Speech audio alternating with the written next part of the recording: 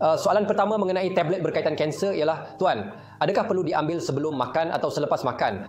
Tamoxifen tidak mempunyai interaksi dengan makanan, yang anda boleh ambil semasa perut kosong. Ia tidak menyebabkan keasidan. Anda boleh mengambilnya selepas makan dan juga semasa makan. Tetapi perkara yang perlu diingat ialah masa yang anda tetapkan, ambil pada masa itu juga. Variasi masa yang terlalu banyak boleh menyebabkan kesan sampingan terkumpul.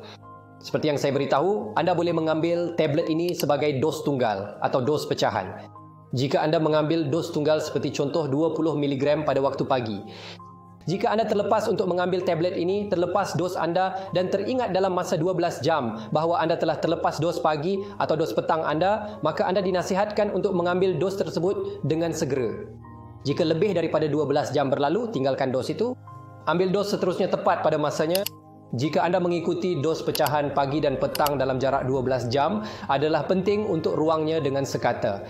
Saya dah lihat ramai orang buat kesilapan macam ni. Dos pagi diambil pada jam 8, dos petang pada jam 4. Tidak, jika anda membuat dos pecahan, beri sekurang-kurangnya 12 jam jarak dan adalah penting untuk mengikuti masa tersebut.